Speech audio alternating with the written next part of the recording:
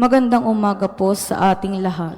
Malugod na pagtanggap sa St. Joseph Parish Gagalangin sa ika-6 ng umagang banal na misa na may liturhiya ngayong Martes sa ika-18 ng linggo sa karaniwang panahon at ika-5 araw ng pagdalaw ng Poong Jesus Nazareno sa ating parokya na may temang paghilom at pag-asa.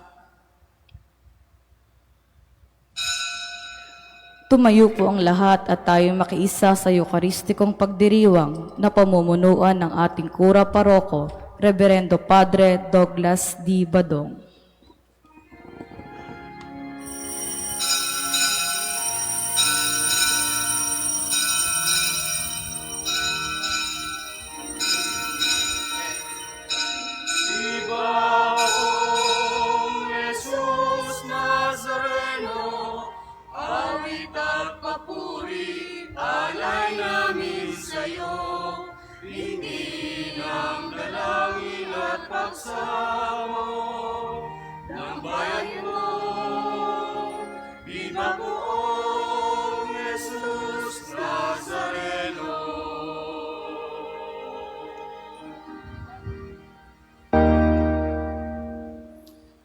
Sa ngalan ng Ama at ng Anak at ng Espiritu Santo. Amen.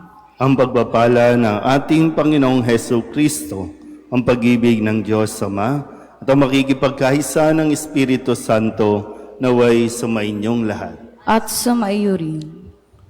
Mga kapatid, aminin natin ang ating mga kasalanan upang tayo'y maging marapat gumanap sa banal na pagdiriwang. Inaamin ko sa makapangyarihang Diyos at sa inyo mga kapatid, na lubha akong nagkasala sa isip, sa salita at sa gawa, at sa aking pagkukulang. Kaya isinasamo ko sa mahal na Birheng Maria, sa lahat ng mga anghel at mga banal, at sa inyo mga kapatid, na ako'y panalangin sa Panginoong ating Diyos. Kaawaan tayo ng makapangyarihang Diyos, patawarin tayo sa ating mga kasalanan at patnubayan tayo sa buhay na walang hanggan. Amen. Panginoon, kaawaan mo kami. Panginoon, kaawaan mo kami. Kristo, kaawaan mo kami. Kristo, kaawaan mo kami. Panginoon, kaawaan mo kami. Panginoon, kaawaan mo kami. Manalangin tayo. Ama naming makapangyarihan, manatili kang kapiling ng iyong sambayanan na iyong laging kinahabagan at pinagbibigyan upang ang itinampok ng iyong pamumuno at pagsubaybay ay muli mong ikalugod at panatilihin mong kinalulugdan sa pamamagitan ni Jesucristo kasama ng Espiritu Santo magpasawalang hanggan. Amen.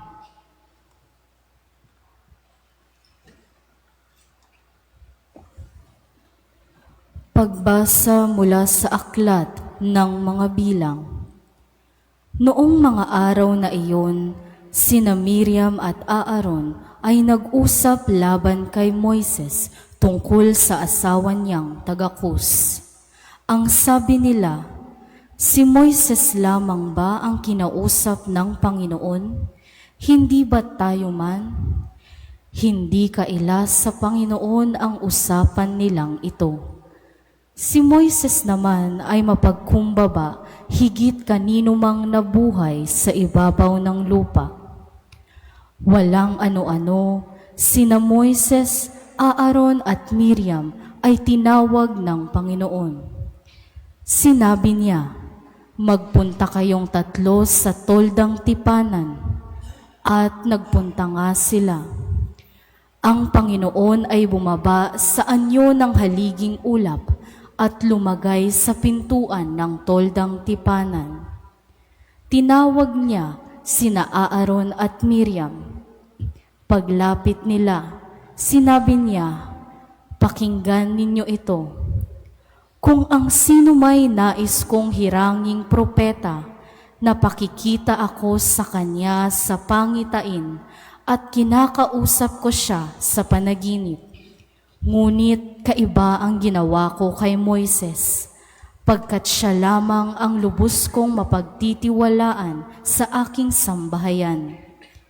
Kinausap ko siya ng harapan at sinabi ko sa kanya ang lahat sa maliwanag na paraan, hindi sa pamamagitan ng talinghaga. At siya lamang ang nakakita sa aking anyo.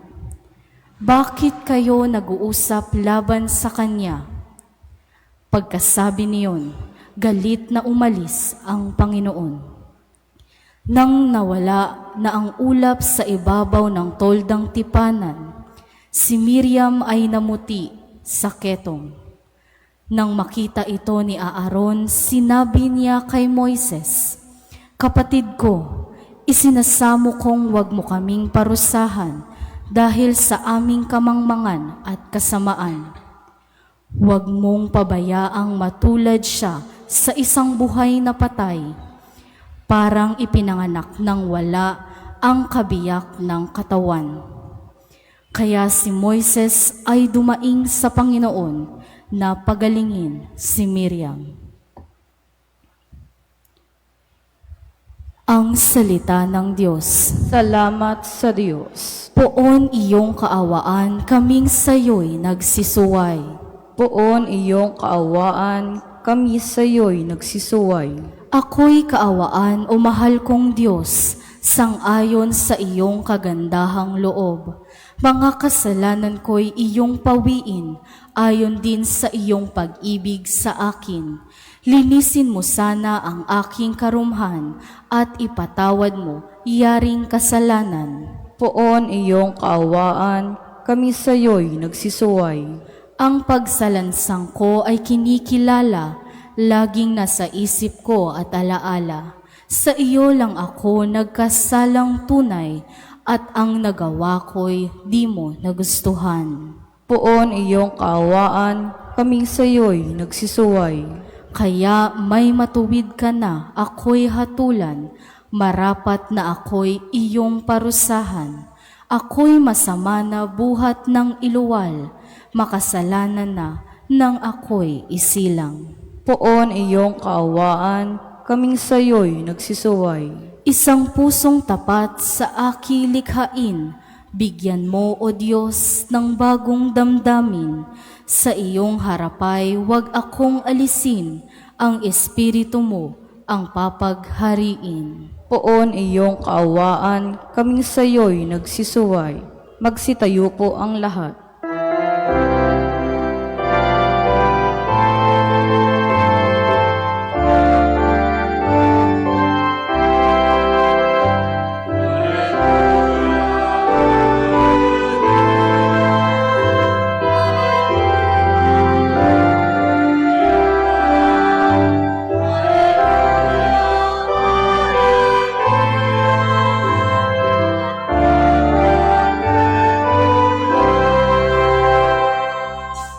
Guro, anak ng butihin, ng Diyos amang masintahin, ikay hari ng Israel.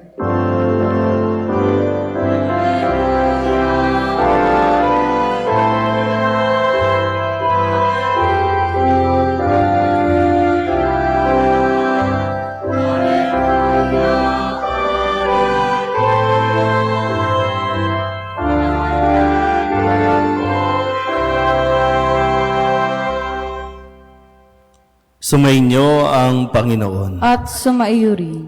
Ang mabuting balita ng Panginoon ayon kay San Mateo. Papuri sa iyo, Panginoon. Matapos mabusog ang mga tao, agad pinasakay ni Jesus sa bangka ang kanyang mga alagad at pinauna sa kabilang ibayo, samantalang pinauuwi niya ang mga tao. Pagkaalis ng mga ito, umahon siya sa burol upang manalangin. Nag-iisa siyang inabot doon ng gabi. Samantala, nasa laot na noon ang bangka at sinasalpok ng mga alon sapagkat pasalungat sa hangin. At nang madaling araw na'y sumunod sa kanila sa Jesus at naglalakad sa ibabaw ng tubig. Kinilabutan sa takot ang mga alagad nang makita nilang may lumalakad sa ibabaw ng tubig.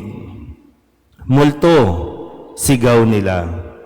Ngunit agad siyang nagsalita at sinabi sa kanila, "Huwag kayong matakot. Si Jesus ito." At nagsalita si Pedro, "Panginoon, kung talagang kayo iyan, paparianin ninyo ako sa ibabaw ng tubig." Sumagot siya, "Halika." Kaya't lumunsad si Pedro sa bangka at lumakad sa ibabaw ng tubig, palapit kay Jesus.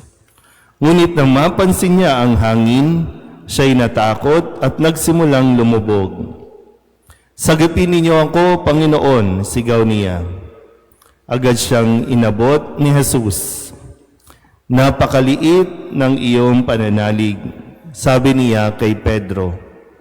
"Bakit ka nag-alinlangan?" Pagkasakay nila sa bangka, tumigil ang hangin at sinamba siya ng mga nasa bangka. "Tunay na kayo ang anak ng Diyos," sabi nila. Tumawid sila ng lawa at dumaong sa Genesaret. Nakilala si Jesus sa mga taga roon. Agad nilang ipinamalita sa buong palibot ng lupaing iyon ang pagdating ni Jesus. Kaya dinala nila sa kanya ang lahat ng may sakit. Inihiling nila sa kanya na ipahipo man lamang sa mga may sakit kahit ang laylayan ng kanyang kasuotan. At lahat na makahipo nito ay gumagaling. Ang mabuting balita ng Panginoon. Pinupuri ka namin, Panginoong Hesukristo. Isang magandang umaga po sa inyong lahat. Ngayon po ay Martes ng 18 linggo sa karaniwang panahon.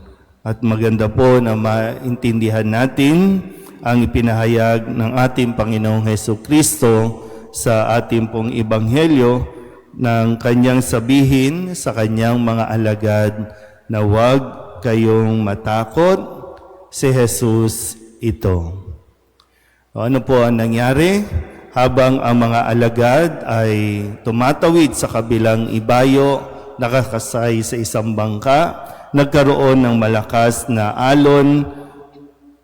At ang sinasabi po dito, sinasalpok sila ng malakas na alon dahil pasalungat sila sa hangin.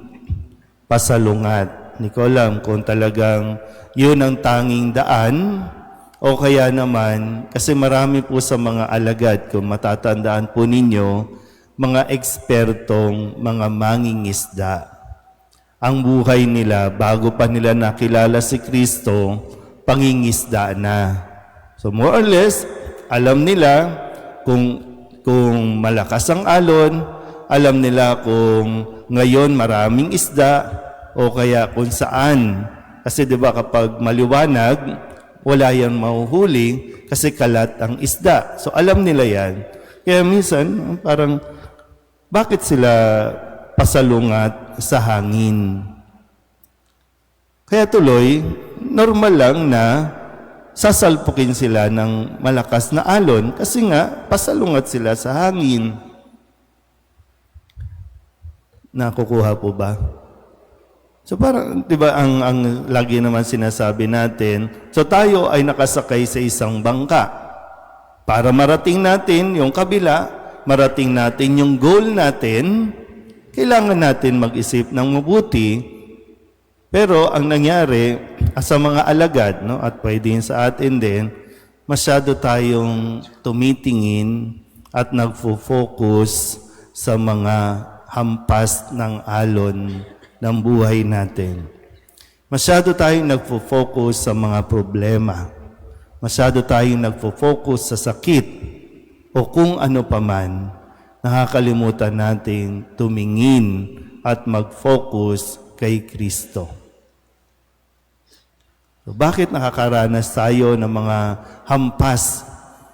Bakit nakakaranas tayo ng mga pag-uga? Nakakaranas tayo ng mga problema? Madalas, nawawala ang focus natin kay Jesus. So, alam niyo na. Alam na natin, no? Kung bakit sasabihin niyo, nagdarasal naman tayo. Ganun din naman ang mga alagad.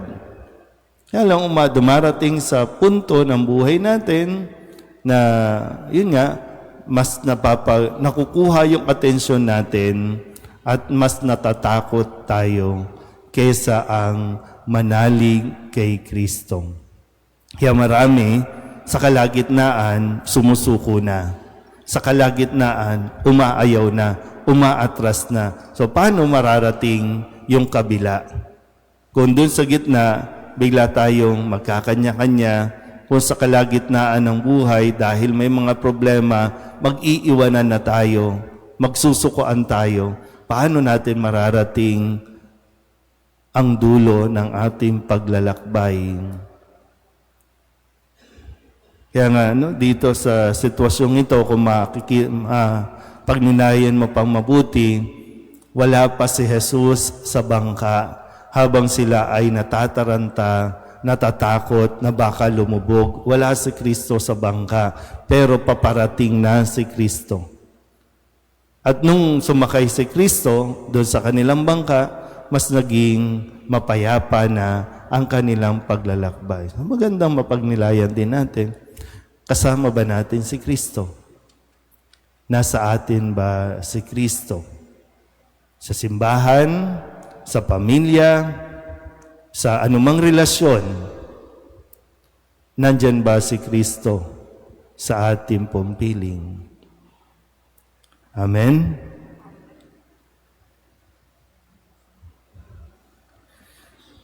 Manalangin tayo sa Diyos bilang tapat niyang bayan na laging nakatingin kay Kristo. Kung paanong pinalakas niya ang pananampalataya ni San Pedro, alam natin na ganun din siya sa atin. Iaabot niya ang kanyang kamay upang palakasin at itindig tayong muli. Ang ating pong itutugon, Anak ng Diyos, iligtas mo kami. Anak ng Diyos, iligtas mo kami. Ang simbahan ng Diyos, naway magabayan ng kapangyarihan ng presensya ng Panginoon sa gitna ng mga krisis at daluyong na kanyang nararanasan. Manalangin tayo sa Panginoon. Anak ng Diyos, iligtas mo kami. Ang mga bansang pinaghihiwalay ng mga digmaan at pag-aalitan, naway magkaroon ng katarungan at kapayapaan. Manalangin tayo sa Panginoon. Anak ng Diyos, iligtas mo kami. Ang mga lagalag, walang patutunguhan at waring nagpapadala na lamang sa agos ng mga unos ng buhay, naway makatagpo sa simbahan ng tahanan ng kapayapaan. Manalangin tayo sa Panginoon. Anak ng Diyos, iligtas mo kami. Ang mga may sakit, naway makatagpo ng kasiyahan sa pagpapagaling na awa ni Kristo. Manalangin tayo sa Panginoon. Anak ng Diyos, iligtas mo kami. Ang mga tapat na yumao, naway matagpuan ang kanilang kapahingahan sa presensya ng Diyos. Manalangin tayo sa Panginoon. Anak ng Diyos, iligtas mo kami. Idulog din natin sa Panginoon ang ating mga personal na kahilingan at mga panalangin para sa ating mga pamilya, kasama din ang mga kahilingan ng mga nanonood sa online.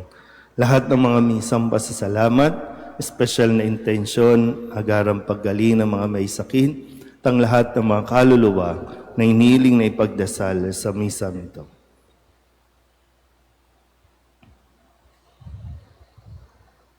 Ang lahat ng ito ay iniling namin sa ngalan ni Kristong aming Panginoon. Amen.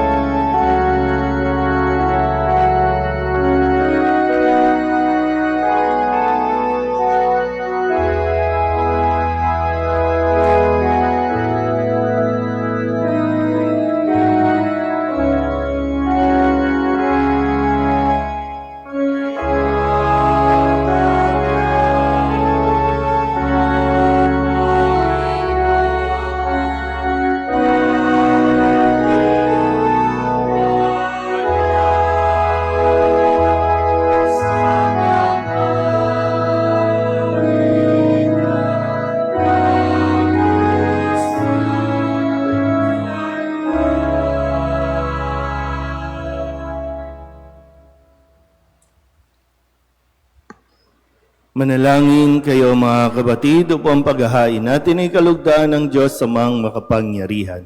Tanggapin nawa ng Panginoon itong paghahain sa iyong mga kamay, sa kapurihan niya at karangalan, sa ating kapakinabangan at sa buong sambayanan niyang banal. Ama naming lumikha, para mo ng awa, gawin mong banal ang mga alay naming iyo sanang kalugdan, at kami gawin mong haing sa iyo'y laging nakalaan, sa pamamagitan ni Jesucristo, kasama ng Espiritu Santo, magpasawalang hanggan. Amen. Sumainyo ang Panginoon. At sumaiyo rin. Itaas sa Diyos ang inyong puso at diwa. Itaas na namin sa Panginoon. Pasalamatan natin ang Panginoong ating Diyos. Marapat na siya ay pasalamatan. Ama naming makapangyarihan, tunay ngang marapat na ikaw ay aming pasalamatan. Ikinalugod mong likain ang sanlibutan na iyong pinagbabago at idinarangal. Sa pamamagitan ng iyong anak na kinalulugdan, kaya't utang na loob ng iyong mga itinatangi at ng mga banal na kapiling mong lagi ang iyong paggiliw at pagkakandili. Kaya kaysa ng mga anghel na nagsisiawit ng papuri sa iyo nang walang humpay sa kalangitan, kami nagbubunyi sa iyong kadakilaan.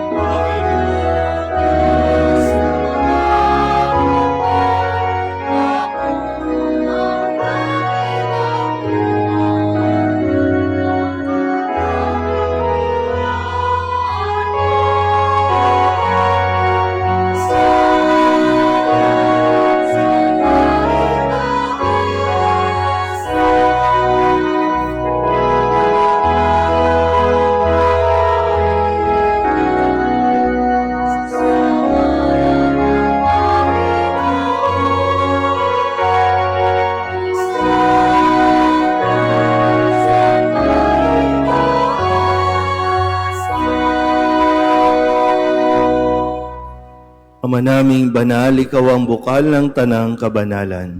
Kaya't sa pamamagitan ng iyong Espiritu, gawin mong banal ang kaloob na ito upang para sa aming maging katawan at dugo ng aming Panginoong Hesu Kristo. Bago niya pinagtiis ang kusang loob na maging handog, hinawakan niya ang tinapay, pinasalamatan kaniya, pinaghati-hati niya iyon, iniabot sa kanyang mga alagad at sinabi, "Tanggapin ninyong lahat ito at kanin, ito ang aking katawan na ihahandog para sa inyo."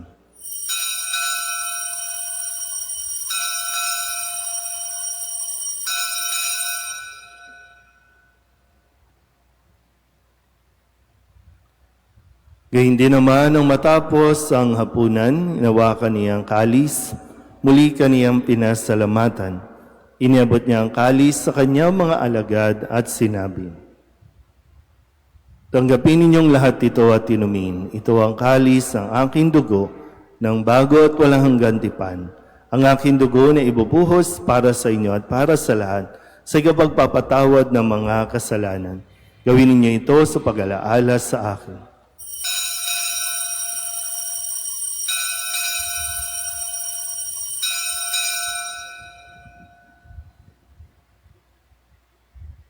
Ipagbunyi natin ang misteryo ng pananampalataya. Si Kristo'y namatay, si Kristo'y nabuhay, si Kristo'y babalik sa wakas ng panahon. Ama, ginagawa namin ngayon ang pag-alaala sa pagkamatay at muling pagkabuhay ng iyong anak. Kaya tiniaalay namin sa iyo ang tinapay na nagbibigay buhay at ang kalis na nagkakaloob ng kaligtasan. Kami nagpapasalamat dahil kami iyong minarapat na tumayo sa harap mo para maglingkod sa iyo. Isinasamo namin kami magsasalo-salo sa katawan at dugo ni Kristo ay mabuklod sa pagkakaisa sa pamamagitan ng Espiritu Santo. Ama, lingapin mo ang iyong simbahang laganap sa buong daigdig. Puspusin mo kami sa pag-ibig kay San Ilio na aming Papa at ni Jose na aming Obispo at ng Tanang Kaparian. Alalahanin mo rin ang mga kapatid naming nahimlay na may pag-asang sila'y muling mabubuhay, gayon din ang lahat ng mga pumanaw. Kawaan mo sila at patuloyin sa iyong kaliwanagan. Kawaan mo at pagindapating kaming lahat na makasalo sa iyong buhay na walang wakas. Kaysa ng mahal na Birheng Maria na Ina ng Diyos, ng kabiyak ng puso niyang si San Jose, kaysa ng mga apostol at ng lahat ng mga banal na namuhay dito sa daigdig ng kalugod-lugod sa iyo, may pagdiwang nawa namin ang pagpupuri sa ikararangal mo sa pamamagitan ng iyong anak na aming Panginoong Heso Kristo. Sa pamamagitan ni Kristo, kasama niya at sa Kanya, ang lahat ng parangal at papuri ay sa iyo, Diyos Amang makapangyarihan, kasama ng Espiritu Santo, magpasawalang hanggan.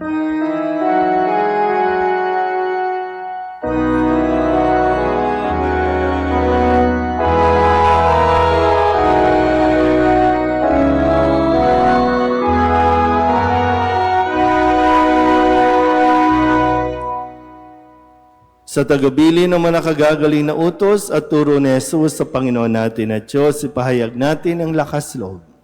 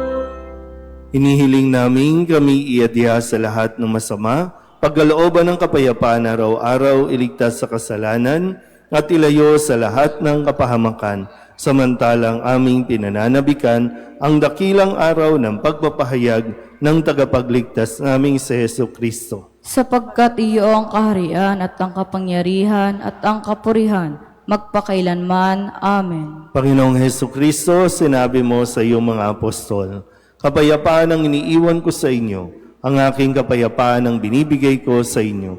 Tunghayan mo ang aming pananampalataya at huwag ang aming mga pagkakasala. Pagkalooban mo kami ng kapayapaan at pagkakaisa ayon sa iyong kalooban, kasama ng Espiritu Santo, magpasawalang hanggan. Amen. Ang kapayapaan ng Panginoon ay laging sumainyo. At sumaiyo rin. Magbigayan po tayo ng kapayapaan sa isa't isa.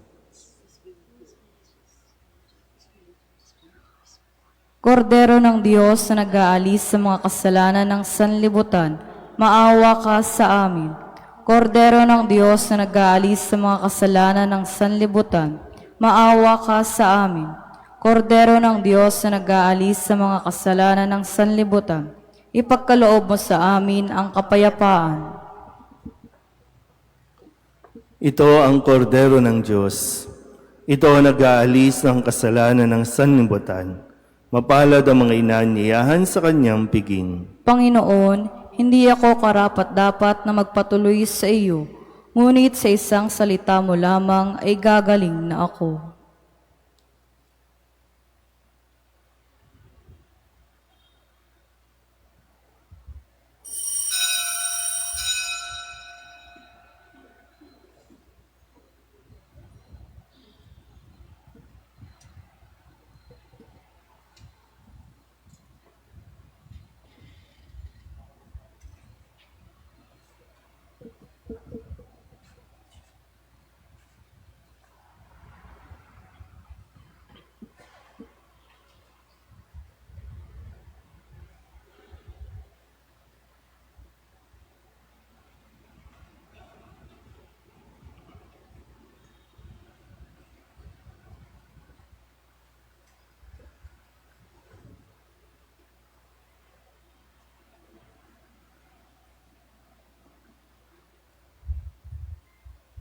Magsitayo po ang lahat.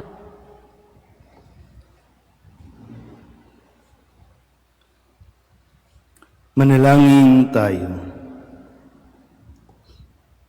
Ama naming mapagmahal, kaming pinapagsalo mo sa banal na pakikinabang ay iyong tuwangan sa ginagawa namin sa araw-araw upang kaming hindi mo pinagkakaitan ng pagsubaybay ay gawin mong maging marapat sa lubos na kaligtasan sa pamamagitan ni Jesucristo kasama ng Espiritu Santo magpasawalang hanggan. Amen. Sumainyo ang Panginoon. At sumaiyo rin. At pagpalain kayo ng makapangyarihang Diyos, Ama at Anak, at Espiritu Santo. Amen. Tapos ang banal na misa, humayo tayo sa kapayapaan ni Kristo. Salamat sa Diyos. Magandang umaga po.